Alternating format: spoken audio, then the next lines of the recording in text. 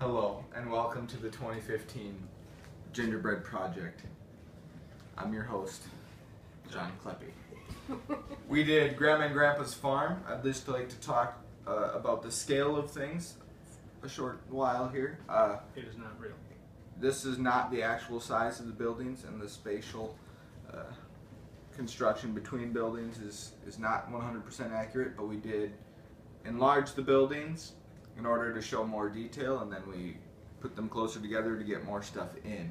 So you can see the West House, the wood shed, the machine shop slash chicken coop, the barn that houses Grandpa's shop, the old garage, the east chicken coop, east barn, 2 of the 4 grain bins, and the east place. Alright, the detail in this project. Your eye is going to be drawn to the west barn and the barn quilt at the top, which replicates the barn quilt that Linda made for Grandpa and Grandma's barn. Now, down below that, you will find 2 horse posts, which do exist at Grandpa and Grandma's farm, and a tiny little deer that Josh made in the front lawn of Grandpa and Grandma's house. We also have a flag post, an American flag, near the garage on the north side. And if you come all the way behind the west house, you will find gas barrels and the burn barrel and trees. Other details include corrugated siding on all silver barns and sheds and grain bins. We also used a silver spray to highlight the gray shininess, and you will see they're a little lumpy to replicate reality of the current status of the barns and sheds and bins. Other details are brick outlines and imprints on the chicken coop.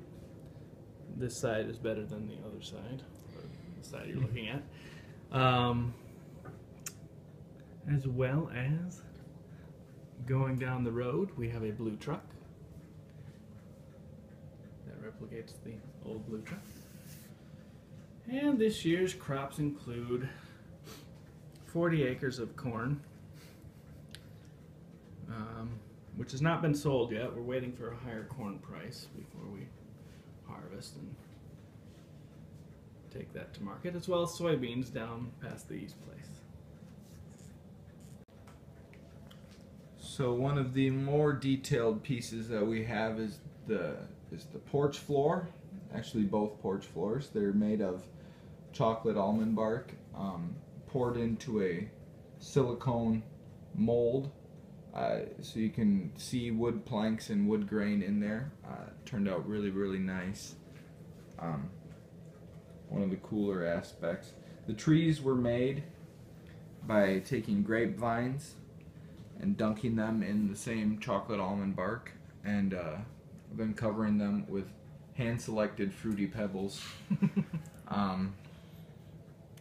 in order to get the fall look. As you can see, the corn is ready to be picked, as are the soybeans, and the leaves have changed colors on the trees, so that we picked the fall time.